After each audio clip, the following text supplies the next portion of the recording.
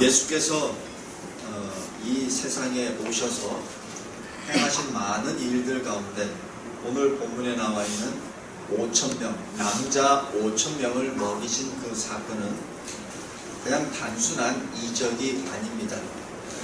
남자 5,000명이면 함께 따라온 여자도 동수라고 생각했을 때, 또 그 아이들을 생각했을 때 최소한 15,000명 이상은 됩니다.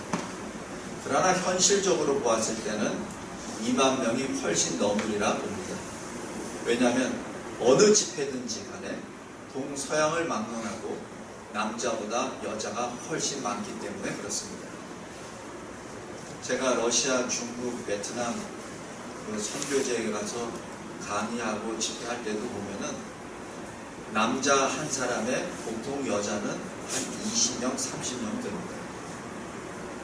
물론 당시 이 팔레스타인 지역에 여러 가지 형세나 어떤 환경 여건이 그와 같지는 않으나 최소한 남자 5,000명이면 성인 여자 5,000명 이상은 분명히 모였을 것입니다.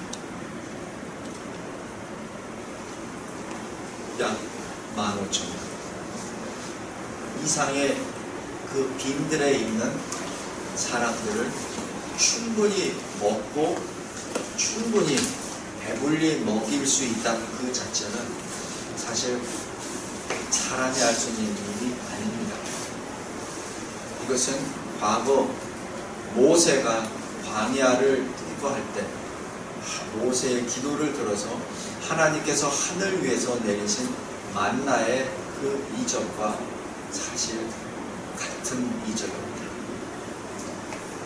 예수님께서는 왜 이러한 이적을 드러내셨습니까?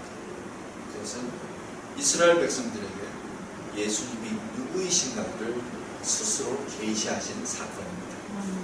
그래서 이것을 이적이라고 표현하기보다는 표적이다라고 설명을 합니다. 마가복음 전체가 한 가지 주제로 달려나갑니다. 예수는 누구신가? 또 이 성경 전체가 한 가지 주제로 나아갑니다. 예수는 누구신가? 예수가 누구신가를 분명하게 알 때 나는 예수를 나의 구주로 고백할 수 있기 때문에 그렇습니다. 성경은 모든 사람이 읽고 구원의 길로 이르기를 원하시며 기록된 것입니다. 구원의 길을 온전히 나아가기 위해서는 예수님을 먼저 알아야 하며 예수님을 만나야만 합니다. 그 계기가 무엇이 되었든 간에 예수님을 먼저 만나는 것이 사실 은혜를 받은 사람들의 표입니다. 오늘 여기 소위 우리가 얘기하는 오병이어, 떡 5개와 물고기 2마리를 가지고 남자 5,000명이 먹었다는 그 사건에 대해서 사람을 보지 말고 주님을 보길 바랍니다. 말씀 전하기 전에 떡이라고 표현하는데 이것은 사실 번역이 잘못된 겁니다. 우리에게 떡은 주식이 아닙니다. 떡은 사실 디저트나 아니면은 그냥 심식풀이로 먹는 것이지 떡은 있어도 그만 없어도 그만. 우리에게 온전한 번역은 밥입니다. 밥은 없으면 죽습니다. 어떤 그러한 의미가 있습니다. 그래서 이 원어로 보면은 이 떡이 아니라 빵입니다. 이들은 빵이 주식이기 때문에, 빵이 우리가 먹는 밥이기 때문에. 그래서 그냥 여기 빵과 물고기라고 하는 것은 단순히 먹는 것으로 끝나는 것이 아니라 생명을 주는 양식을 의미합니다. 단순한 것이 아닙니다. 우리에게는 그만큼 중요하고 절실한 생명의 양식이 지금 하나님께서 그들에게 베풀어 주셨다라는 것이 먼저 짚고 넘어갈 내용입니다. 여기 30절에 보면은 사도들이 예수께 모여 자기들이 행한 것과 가르친 것을 낱낱하게 보고했다. 주님께. 왜 보고한 것이죠? 6장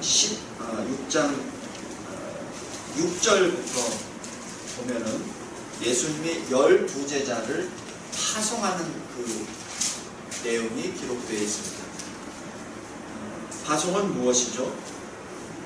모든 촌에 두루 다니게 하셨고, 모든 촌을 두루 다니신 다음에 가르치라라고 하셨습니다. 무엇을 가르친 것이죠? 복음입니다.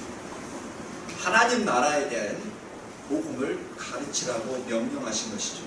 그리고 그 가르치신 그 복음의 분명한 표적이 무엇입니까? 7절입니다. 더러운 귀신을 내쫓는 것이죠. 그리고 병자들을 낫게 하는 2절입니다. 예수님께서 12제자들에게 그러한 권능을 주신 것은 자기 자랑을 하라는 것이 아니라 하나님 나라 복음을 선포하고 가르치고 증거하라는 명령과 그리고 능력을 주신 것이죠. 그리고 난 다음에 30절에 사도들이라고 표현을 합니다. 여기서 표현이 다릅니다. 7절에서는 제자라고 얘기했고 30절에서는 사도라고 표현했습니다. 사도라는 것은 아포스톨로스에서 보냄을 받은 자를 의미합니다. 그래서 7절에서는 예수의 제자가 되었으나 30절에서는 예수의 명령을 받고 나아갔던 사도들로 변해서 예수님께 결과보고를 한 것입니다. 복음 사역을 한 그 결과보고를 하였기에 사도라라고 이름이 바뀐 것이죠. 그러나 똑같은 12사람입니다. 무엇을 보고했습니까? 그들이 행한 것, 그들이 가르친 것 하나하나 빠뜨리지 않고 낱낱이 가르쳐 이 보고를 했죠. 그러자 31절에 예수님이 뭐라고 하셨죠? 아무 얘기 안 하십니다. 근데 이 사건과 비슷한 것이 70명의 제자들을 파송할 때다. 70명이 파송하고 보고할 때는 어떻게 합니까? 굉장히 흥분해 있었습니다. 제자들이. 우리가 명하니까 귀신이 나갔더이다. 병이 치유가 되었다. 라고 그냥 흥분해서 왔습니다.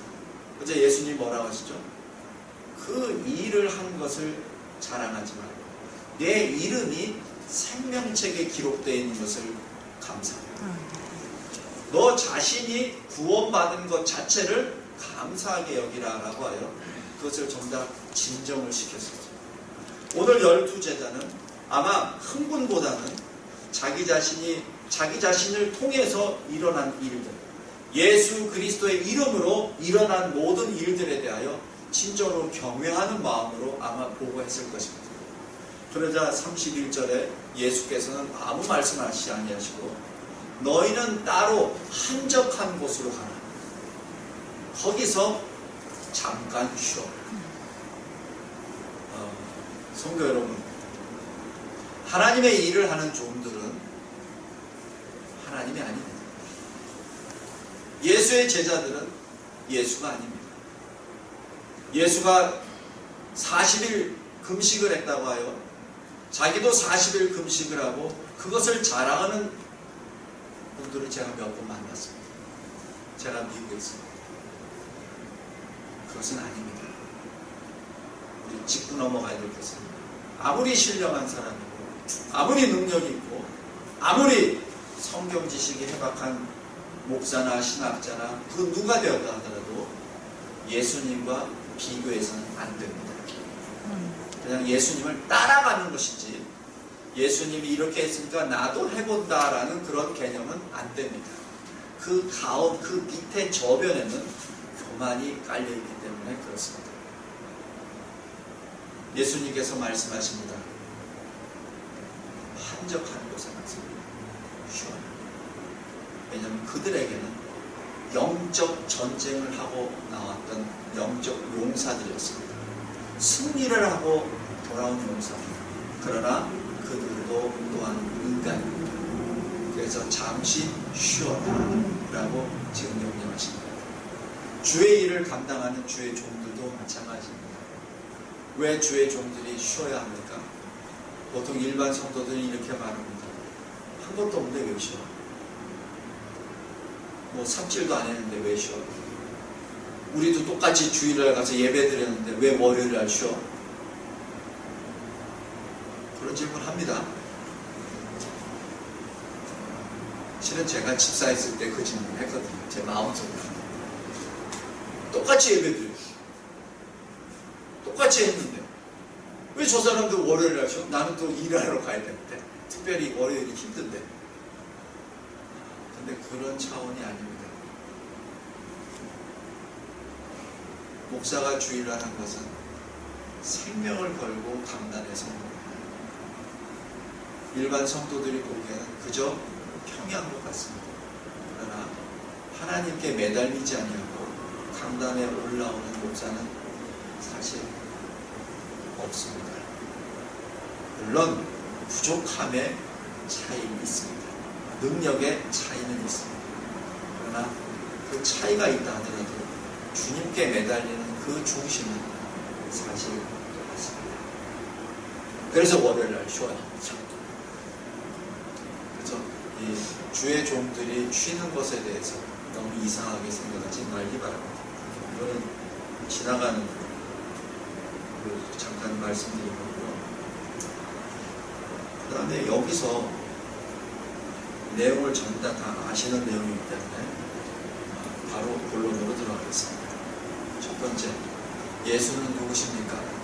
바로 예수는 구약의 광야에서 행진을 하였던 이스라엘 백성들을 만나로 배불리 먹이신 바로 그 하나님이십니다. 그 자체를 오늘 이 오병이어 표적을 통해서 직접 보여주셨습니다. 근데 불행하게도 이 사건을 보고 예수님이 바로 그 하나님이시라는 것을 깨닫는 사람은 아무도 없었습니다. 제자들도 몰랐습니다. 그저 놀라기만 했지 예수님이 바로 그 하나님이심을 그들은 알지 못했습니다.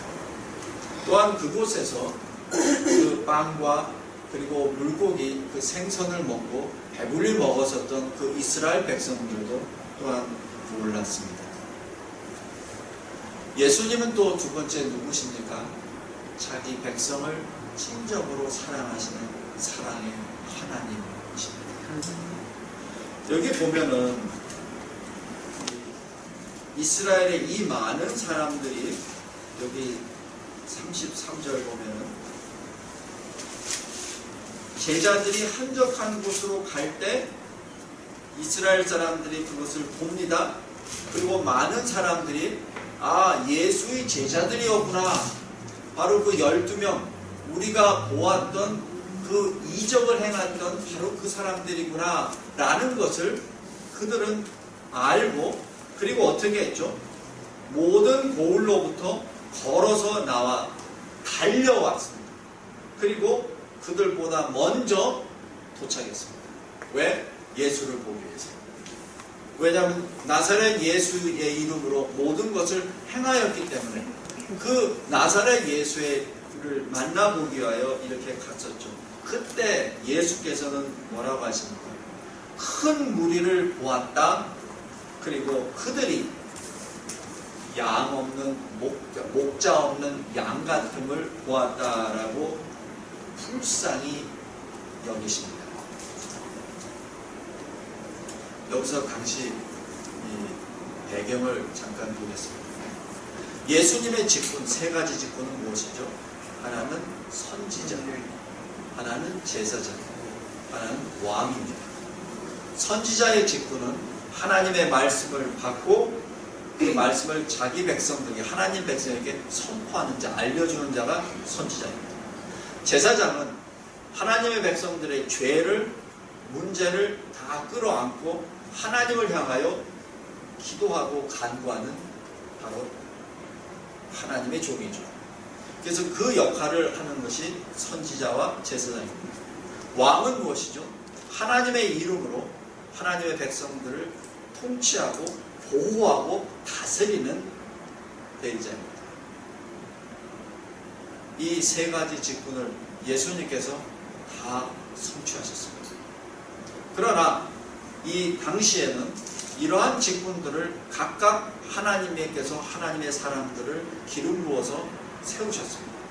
먼저 선지자는 누구였죠? 선지자는 약 400여 년 동안 침묵하고 아무도 없었습니다. 말라기 이후.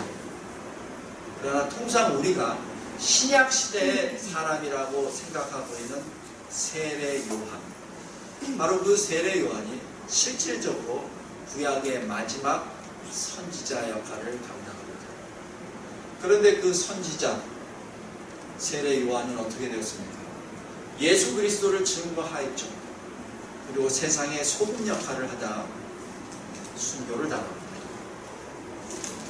제사장은 누구였죠? 당시 유대교의 지도자들입니다. 유대교의 지도자들은 무엇을 하였습니까? 각자 십계명을 들어서 자기 자신들이 생각하는 613개의 율례를 만들어 버렸습니다. 십계명의 그 뜻, 하나님의 뜻, 하나님의 그 의도를 의도하는 별개로 껍데기로 만들었죠. 사람이 보고 가시적으로 분별할 수 있는 껍데기 율례 법규를 만들어 버렸습니다.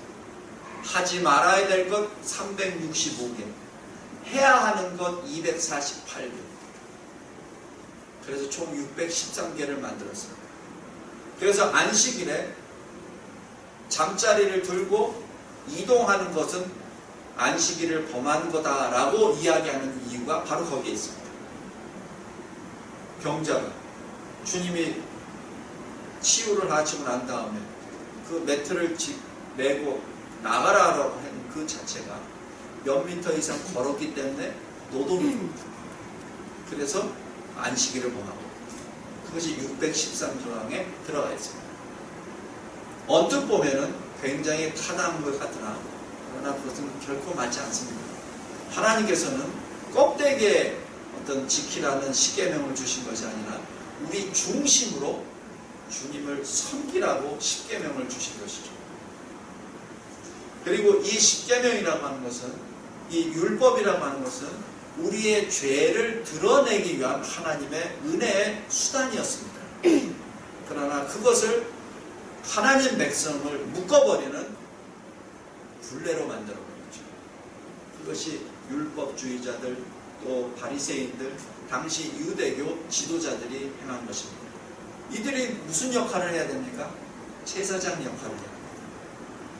하나님 백성의 죄를 인식시키고 그 죄를 하나님께 고하고 그래서 죄 씻는 어떠한 그러한 하나님께 돌아오는 회개의 역사를 감당해야만 하는 사람들이 제사장입니다. 그러나 제사장은 그 역할을 하지 않았습니다. 왕은 또 어떻습니까? 당시 왕은 누구였습니까? 헤롯 왕. 헤롯 왕은 범죄자입니다. 음행을 앞장서서 행했던 사람이요, 음행을 지적했던 선지자 세례 요한을 죽인 자입니다. 성도 여러분, 오늘 예수께서 왜 불쌍히 여기셨는지 아십니까? 하나님께서 보내셨습니다. 선지자로, 제사장으로, 왕으로 그 권위를 다 주셨죠. 그러나 존재하지가 않습니다.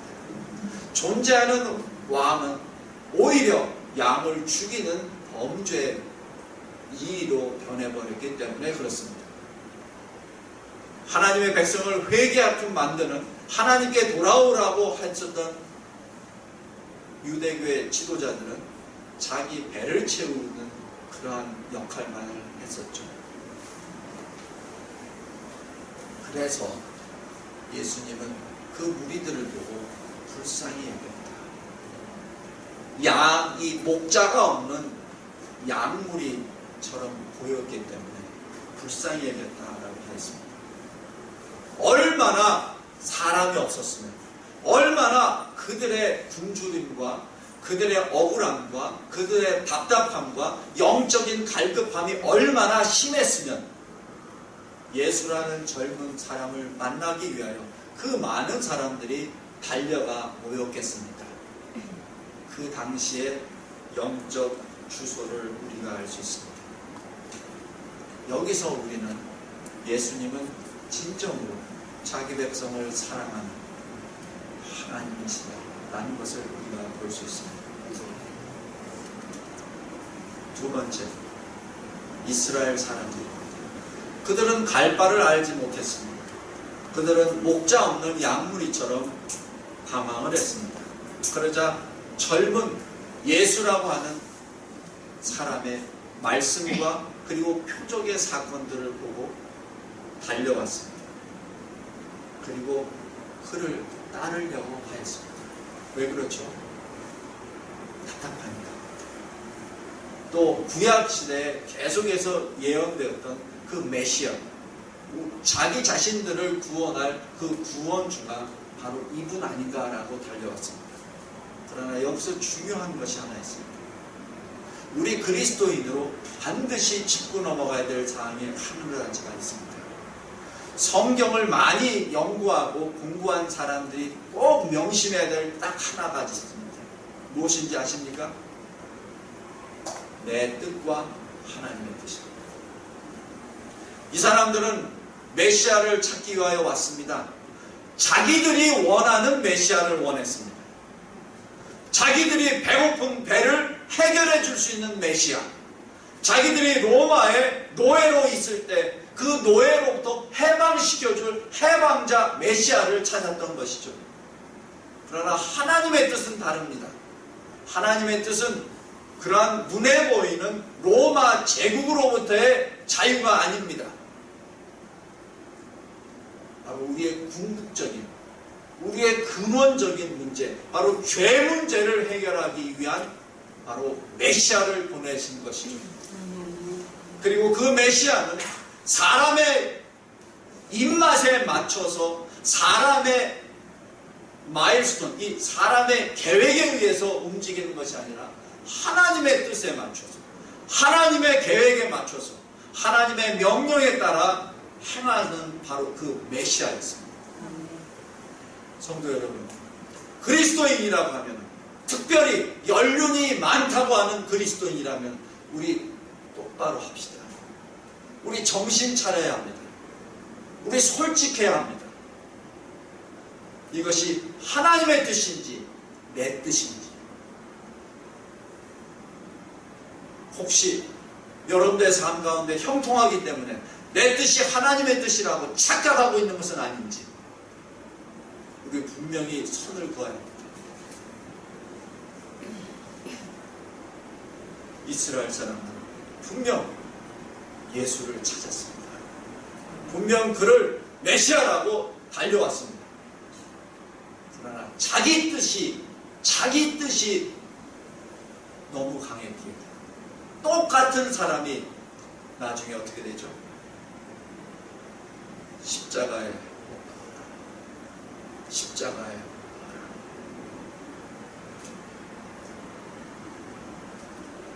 어떤 계기가 되든지 예수를 만나고 예수를 찾고 또 예수와 직접 인격적으로 교제하고 하는 것은 굉장히 중요합니다. 그러나 항상 우리가 염두에 둘 것은 바로 내 뜻과 하나님의 뜻의 분별입니다. 다음에 세 번째, 제자들입니다. 예수님께서 하신 말씀이 무엇이죠? 37절에 너희가 먹을 것을 주라. 제자들이 이렇게 말합니다.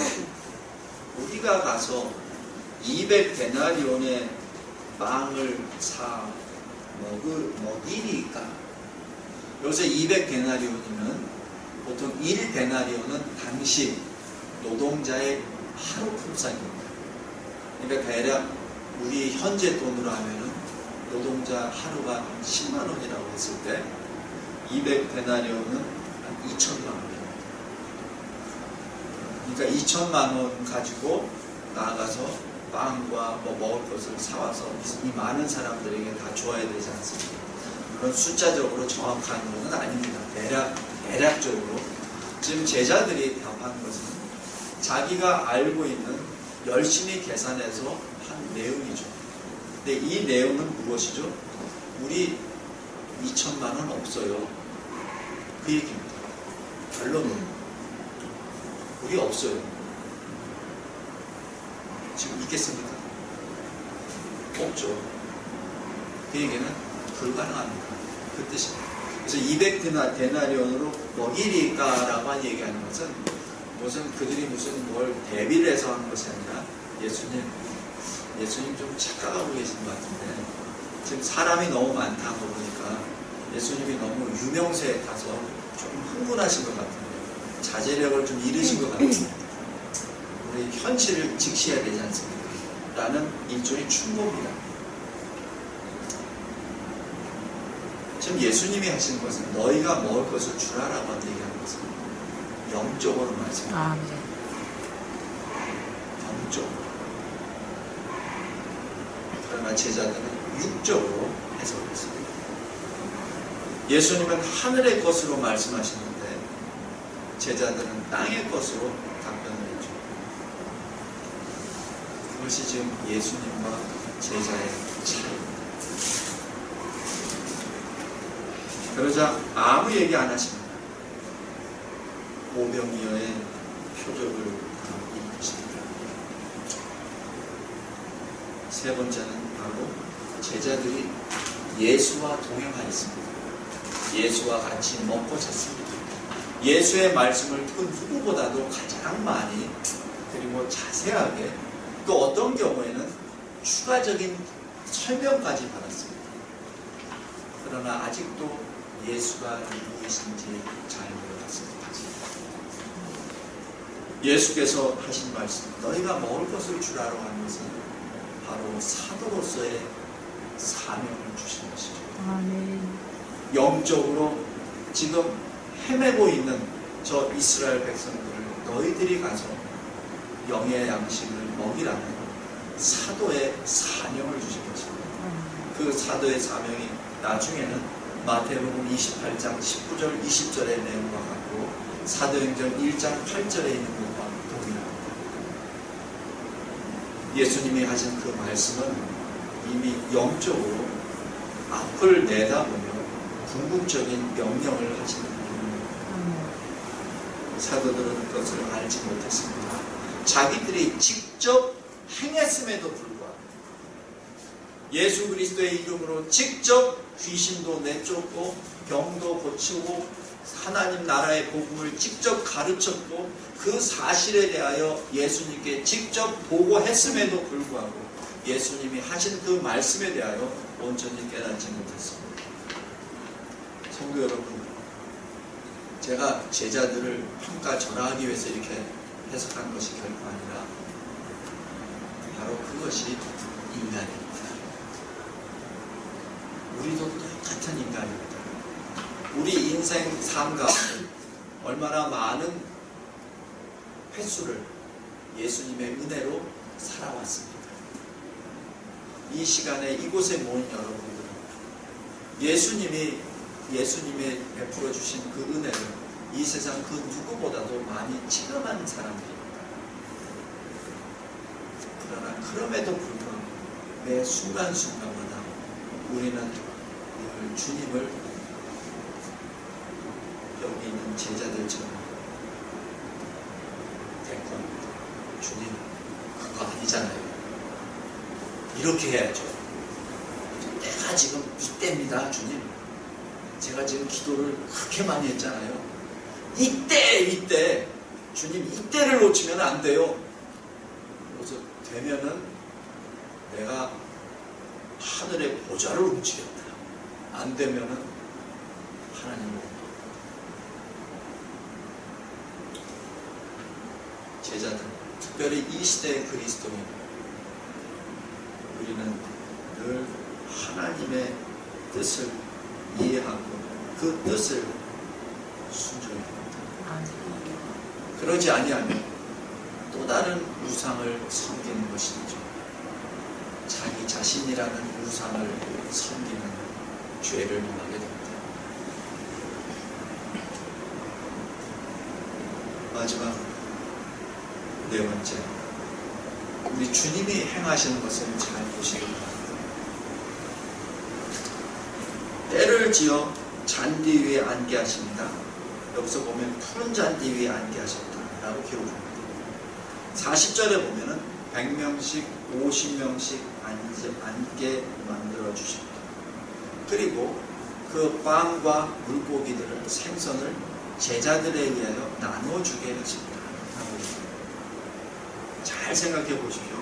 남자 5,000명, 여자와 아이들까지 합치면 15,000에서 2만 명이나 되는 그 많은 군중들을 예수님께서 먹이시는 그 방법에 있어서 굉장히 질서가 있습니다. 만약에 그러지 아니하고 막 나눠준다고 합시다.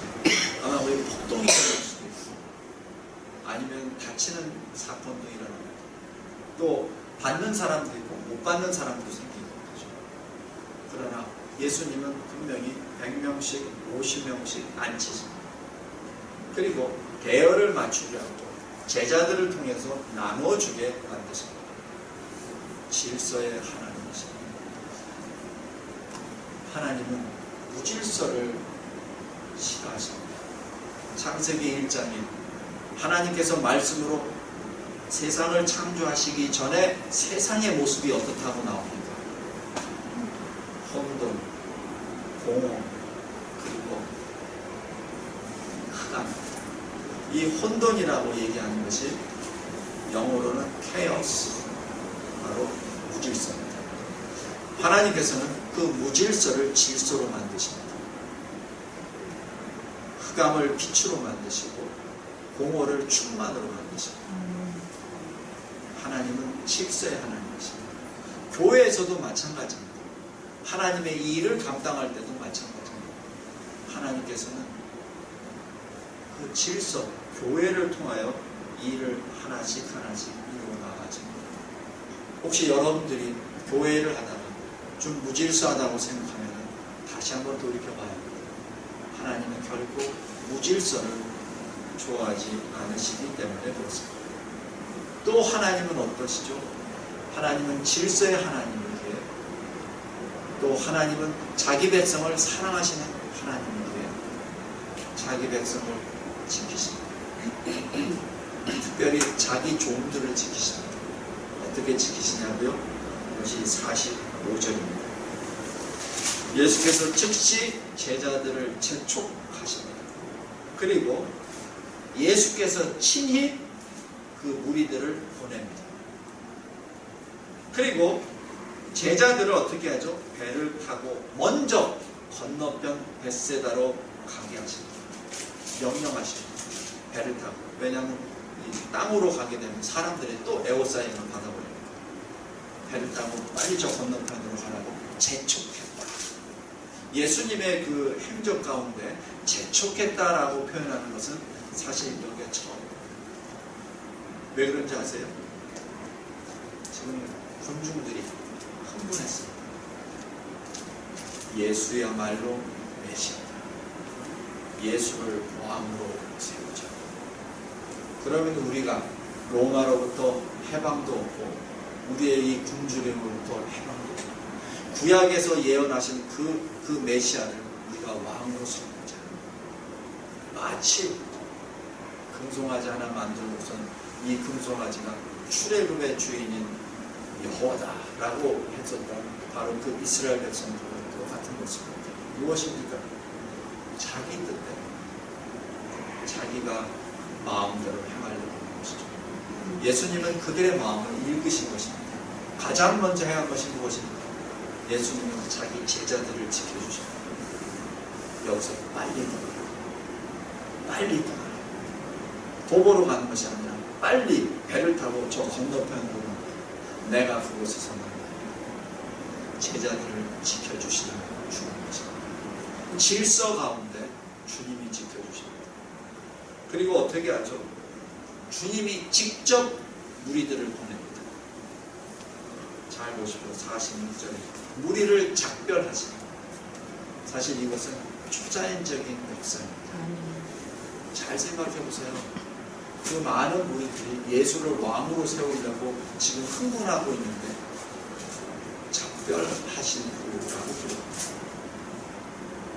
그들이 엄접할 수 없는 접근할 수 없는 하나님의 놀라우신 역사로 인하여 그들은 예수를 떠날 수밖에 없게 되었습니다. 모세가 시내산에서 십계명 돌판을 받을 때 어떻게 하죠? 짐승들도 오지 못하게, 어떤 누구도 같이 동행하지 못하게 하십니다. 바로 그 역사. 그 무리들은 자기 자신들이 아마 왜 그랬는지도 모를 겁니다. 분명히 예수를 왕으로 삼으려고 막 몰려들었는데 자기들 스스로가 예수로부터 어떤 명령을 받았는지, 어떤 영광의 모습을 보았는지 모르나 다 떠나가게 되었습니다. 그리고 다 보내시고 난 다음 예수께서는 산으로 가서 하나님을 만나러 가십니다. 성도 여러분, 이 마가복음 6장에 나와 있는 이 오병이어의 이 사건 자체는 우리가 이 시대 자칫 설교의 그 초점이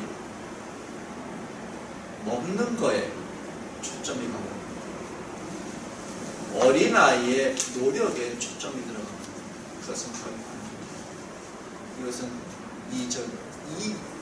이적보다 더 큰 예수가 누구이심을 나타내는 표적의 사건입니다. 여기서 주님이 누구이심을 스스로 계시하시는 하나님의 계시의 역사입니다. 그리고 주님께서는 자기 제자들을 끝까지 지켜주십니다. 그리고 그 제자들을 통해 교회를 세우게 하십니다. 어디까지? 십자가에 달려 죽으시는 그 순간까지 제자들을 지켜주십니다.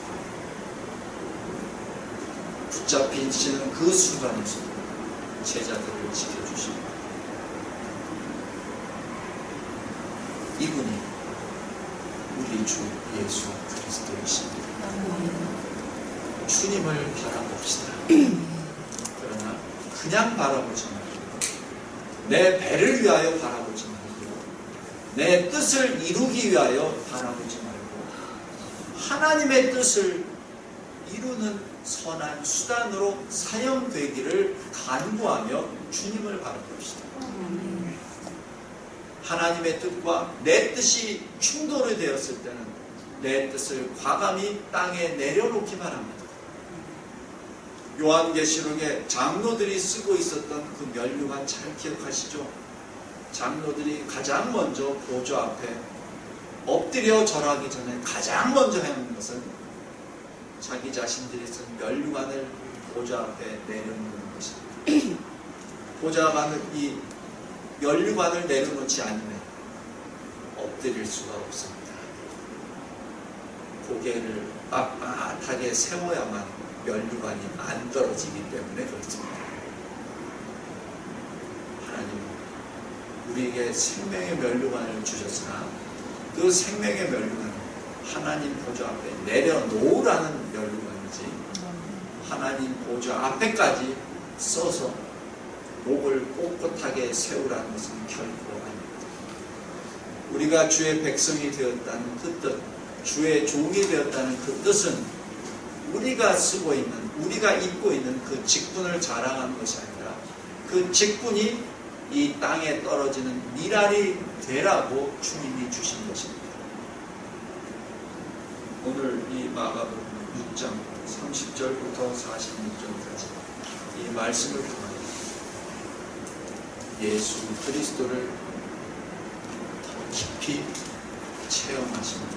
삶 속에서 더욱더 주님을 깊이 만나고 그리하여 주님이 말씀을 통하여 성경을 통하여 우리에게 날마다 주시는 그 명령에 순종하시는 우리 모두가 되시고 예수 그리스도의 이름으로 기도합니다.